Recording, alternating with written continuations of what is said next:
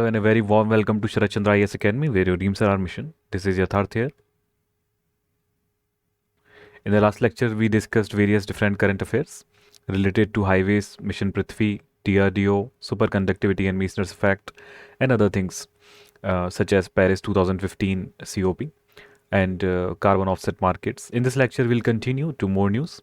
So let's start with the GI tax in Odisha. GI is Geographical Indication Tag. So let's see some points about it. It can come into our prelims exam. So from red and chutney to black rice, the 7 Odisha products that have bagged the GI tags.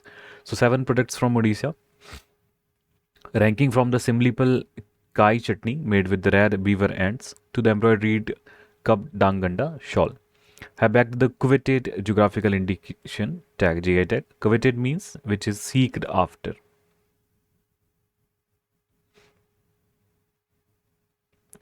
In recognition to their exclusivity to the state. That means they are exclusively found only in the state of Odisha.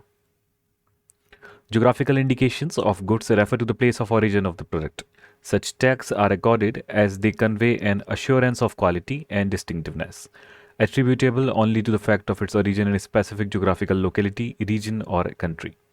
In India, the Department for Promotions of Industry and Internal Trade, Ministry of Commerce and Industry awards GIs. So this is a very important fact. Question can come like GI are awarded by such and such. So this will be a statement. It can ask how many statements are correct. So this will be a correct statement if it mentions this. Okay, so a GI registration is given to an area. So this is a very big thing. So it's a geographical indication. It's a geographical indication. So it's given to an area. So any product coming from that area, whole area, will be a GI product, regardless of who produces it. Alright, not a trader. So this is very important fact. But once a product gets the registration, traders dealing in the product can apply to sell it with the GI logo. Authorized traders are each assigned a unique GI number then. If any unauthorized trader tries selling the product under the name, they can be prosecuted under the Geographical Indications of Good Registration and Protection Act 1999. So what is the issue? Let's say there is X seller who is selling substandard quality, but he belongs to this area. So naturally the product come under the GI area. But how do we keep control on this substandard quality? We will not make him an authorized seller. To become an authorized seller, he has to have a GI number, unique digital ID, let's say. A marker of authentic products. The GI tags also help protect the interest of the local growers and artisans by preventing duplicity of the product and sale from unauthorized traders. Consumers, through the tags, can know which goods are certified. So let's talk about the 7 things. So the first one is this cup danganda shawl. So woven and embroidered by the women of Dongaria Kond tribe, a particularly vulnerable tribal group, that is PVTG. PVTG are a special category of the ST. Alright, to have become a PVTG, let's say, or to being accorded the award of a PVTG, they even ST have to have more vulnerability, where let's say very less population, limited to a very local geographical area, having some types of vulnerabilities, whether they are economic, whether they are health wise, whether they are social. Alright, so Odisha's Raigad and Kalahandi district, the shawl reflects the rich tribal heritage of the Dongaria Kond. It is embroidered on an off-white coarse cloth. Green symbolizes the mountains and hills because these tribals follow animalism. Animalism means the religion or the belief that the gods, let's say, or the nature is a supreme being. The worship of nature, trees, mountains, hills, water, or any natural objects or forces. Alright, so the shawl is worn by both men and women, and the Dongarias gifted to their family members as a token of love and affection. So here you can see natural elements, let's say hills. Here you can see sun. So these are all the derivation of animalism. Now let's come to the next one, that is Langia Sora painting. So Sora are also a tribal group. These painting look like Maharashtrian paintings. So the painting, one of the oldest tribal art forms, is also known as Irital. The artworks are famous for their beauty, aesthetics, ritualistic association, and iconography. All these things you can also read as a CF current affairs from art and culture.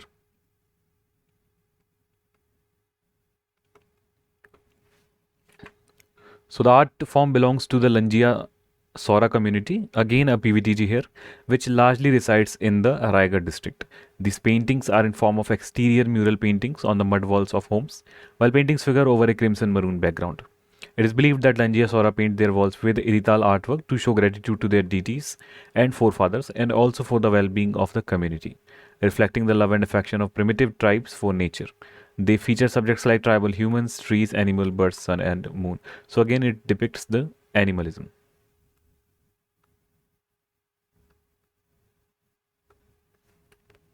So as we talked earlier, they also look a lot like Varli paintings,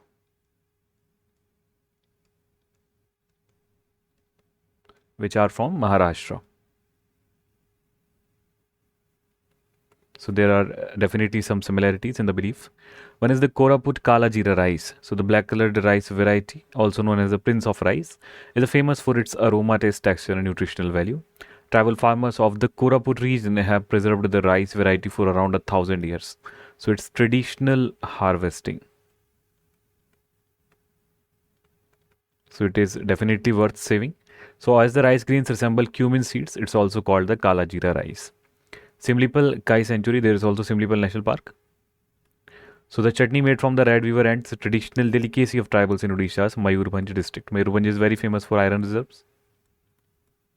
And there is also mining taking place here.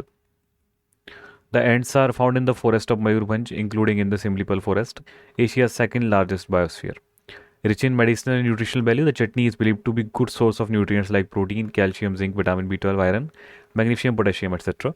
So it's basically mixture of a living being, which is ants. Next is the Nayagad Kentimundi brinjal. So its brinjal is famous for its pricky thorns on the stems and the whole plant. The green and round fruits contain more seed as compared to other genotypes. It is famous for its unique taste and relatively short cooking time. So what's when we are talking about the brinjal, we must know that we selectively harvest the plants of any fruits to make it more, let's say, suitable for consumption. But wild varieties often display another features such as this. So the plant are resistant to major insects and can be grown with minimal pesticide. Next is the Khajuri Guda. So it's a jaggery good. It's natural sweetener extracted from date palm trees and has origin in the Gajpati district. So this jaggery is prepared in a trapezoidal form called the Patali Gud, and it's organic by nature. It's dark brown and has a unique taste. The last one is Dhenkanal Magji. So it's a Magji's type of sweet made from cheese from buffalo milk with distinct characteristic in terms of appearance, taste, flavor, shape and size. It also has unique nutritional values. So thousands of people were said to be earning the livelihood through animal husbandry earlier, especially buffalo rearing, during the British era. The region was the hinterland of buffalo milk production, and cheese was the third largest producer after milk and curd. Mandar Sadangi area of Gondia block is believed to be the center of origin of this sweet stuff, which has now been spread to the entire district.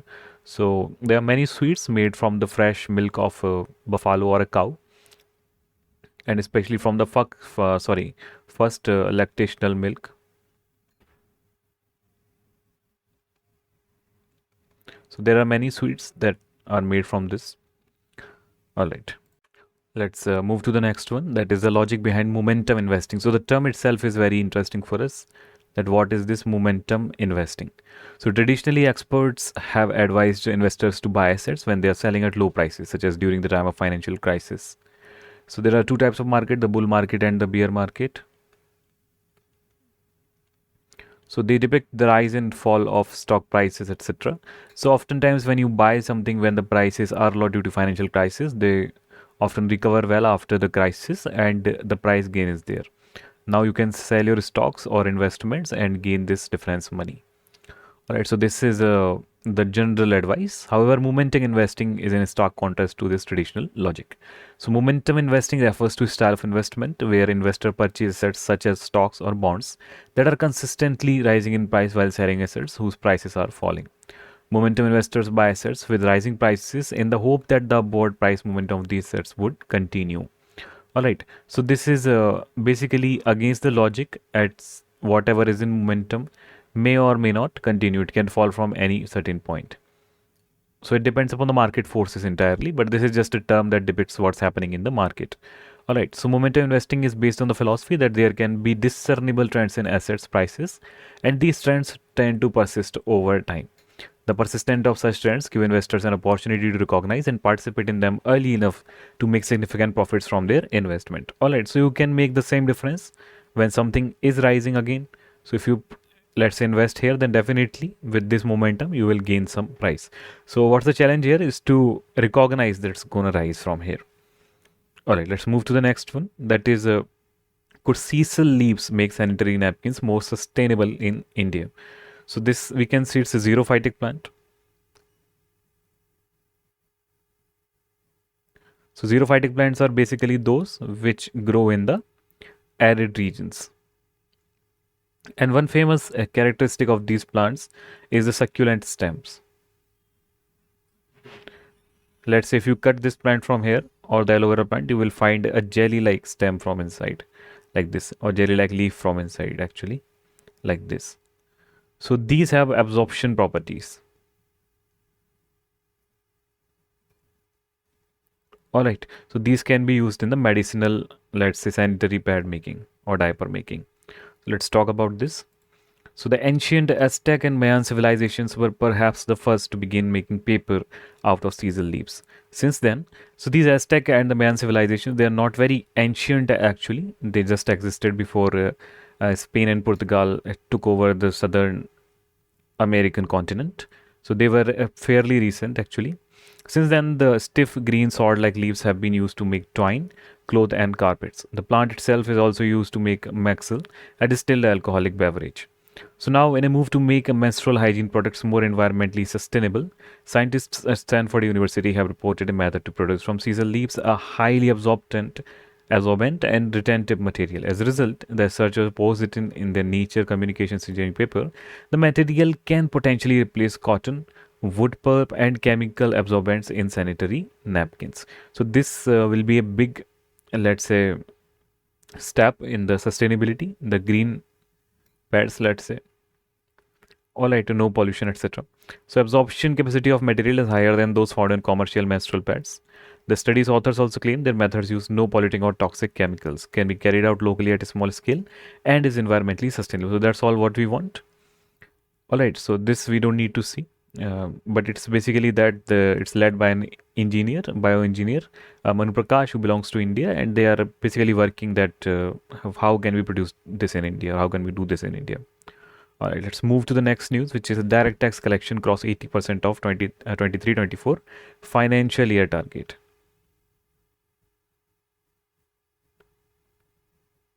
So please remember that with Happy New Year, the financial year does not end. It ends in around April. So India's net direct tax collection touched 14.7 lakh crore by January 10. So it's basically 80% done, and more are about to come because this is the last quarter. All right, so tax, we should understand what is direct tax, etc. So tax is divided into two parts. That one is direct tax, another is indirect tax. So direct tax you are supposed to pay from your own pocket. You cannot put it on any manufacturer. All right, indirect tax is when basically you person collect tax from customer and pays to government. So basically any manufacturer who is selling the product, that collect tax from you and then pays to the government. So we are indirectly paying to the government. Here you are directly paying to the government. All right, from your own pocket. So indirect taxes are various, such as custom duties, excise duties, service tax, value added tax, GST. GST is the biggest indirect tax. All right, this VAT has ended now, but it's still there on some products like alcohol and petrol. All right. Okay, so direct tax are these: income tax, wealth tax, estate tax, corporate tax, capital gains tax, etc. Okay. Now let's have a table and see what is the difference between direct tax and indirect tax. Just a second. All right. So tax is levied by the government directly on the individual, and tax is levied by the government on one entity, manufacturer of goods. All right. Incidence and impact of the direct tax falls on the same person.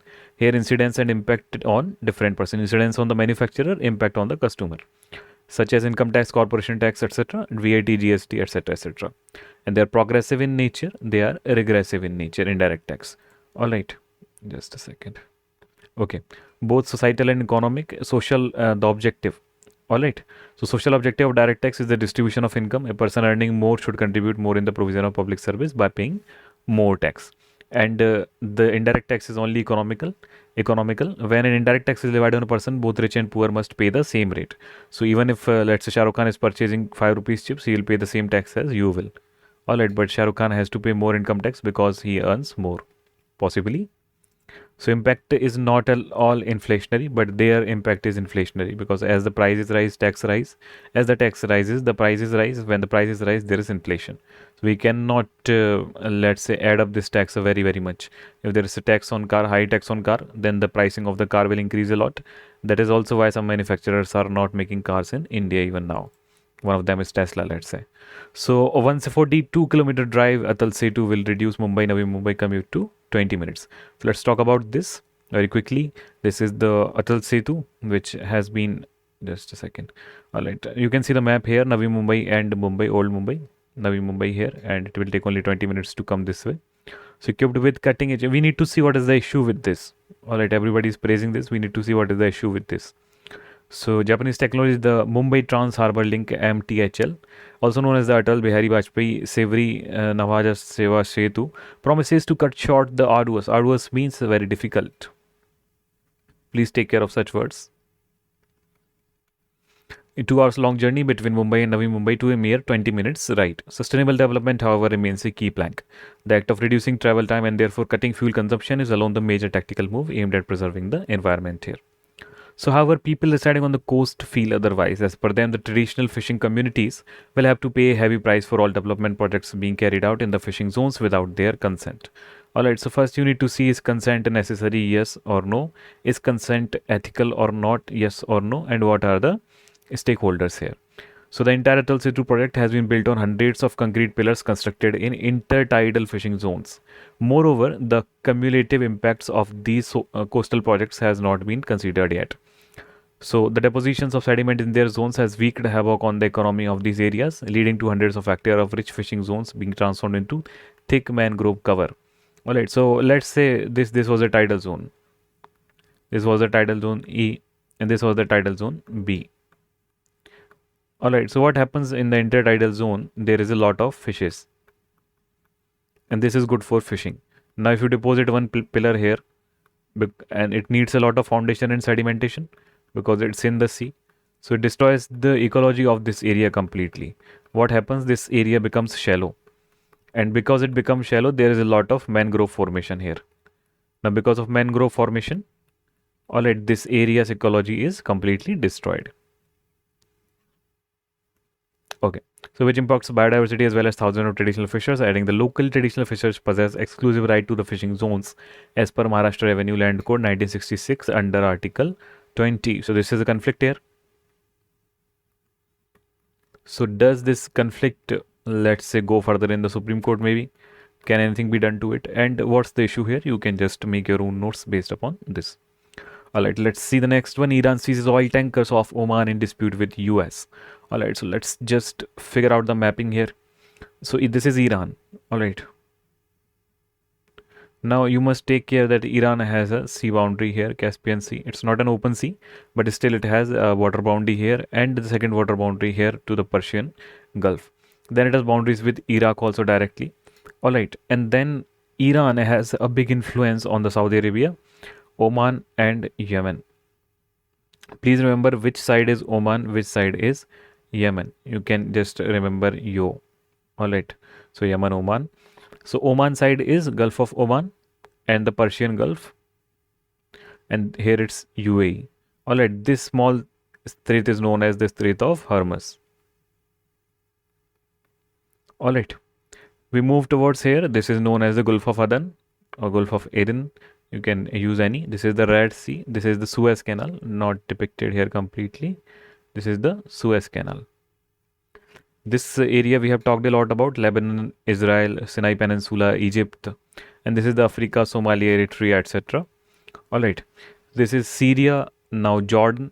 Jordan also has boundaries with Iraq, such as Syria also has boundaries with Iraq. So all these are connected, and Iran has boundaries with Turkey as well. So please remember all these facts. This is the Strait of Hormuz. All right, this is the area where a lot of oil tanks go and come because of this Persian Gulf. All these are oil producing countries: Iraq, Iran, Saudi Arabia, Qatar, Bahrain, Kuwait. This is the Kuwait here. You must have seen a movie, Airlift movie. So this was shot there. All right, just a second. So all this mapping you must remember. Okay. Now the next one is very, very important for us, and it's the most important part of this lecture, let's say. So hundreds dead as Congo River basin submerged by the generational floods. So in prelims 2023, two questions came from this Congo basin. One question was on cobalt mining, and second question was which countries fall in the DRC or Congo basin. All right, so these things we must remember always. So this is a, let's see other rivers or lakes also, water bodies here also. So let's see today the rivers of Africa. So first one is, let's say, Senegal River. Second is Niger River. Third is Volta River here. All right, and Benue River. These are four. This is the biggest one, Nile River. All right, Nile goes into two parts, the Blue Nile and the White Nile. So Blue Nile ends here this side, and White Nile goes down and falls into the Lake Albert and Lake Victoria finally here. All right, so please remember White Nile and Lake Victoria then. Okay, then there is Lake Tanganyika and Lake Nyasa. There is also Lake Faguba here, which came into the question in 2022. This side it is actually. Alright, there is Zambezi River, Limpu River, Orange River. The most famous river is the Congo River because it cuts the equator twice. This is equator. So it cuts the equator twice. There's also a river Mahi in India which cuts the Tropic of Cancer twice. Alright, but this is a Congo River. Alright, the Congo River, formerly known as the Zaire River, is the second largest or second longest river of Africa, shorter only than the Nile, as well as the third largest river in the world by discharge volume, following the Amazon and the Ganga River. It is the world's deepest recorded river with measured depth of around 220 meters. So this is a lot. The Congo Lualaba Chambeshi river system has an overall length of 4,700 km, which makes it the world's 9th longest river. Measured along with the Lualaba, the main tributary, the Congo River has a total length of 4,370 km. It's the only major river to cross the equator twice. Alright, so please remember this fact. Further on, we can see various different things. Alright, so this is the DRC region, Democratic Republic of Congo region. Let's see which countries fall in this. So one is the DRC, Republic of Congo, Gabon, Cameroon. Alright, now these are various different countries here: Central African Republic, South Sudan. These do not fall in the DRC region, such as Uganda, Rwanda, Burundi, Tanzania. Alright, Angola and Equatorial Guinea, Nigeria, there is Senegal. So these countries do not fall in that region. And here you can see the Congo basin. Just a second, so it's a big region, let's say here. The boundaries are very ill-defined. Alright, but the main river you can see here, this is the Congo River. Alright, this is the Lualaba. And there are multiple, let's say, tributaries of this river by discharge volume. But this is the main point where it starts. And this is the main point where it ends here, near the Mwanda, in the Atlantic Ocean. Please remember this. Alright, from Point Naire. So this was about today's lecture. We'll read a lot in next lecture as well. So this is Yatharth here. Thank you for your presence in this lecture. I hope you learnt a lot. So we'll see each other in next lecture. Have a very good day. Have a very bright day. Keep studying.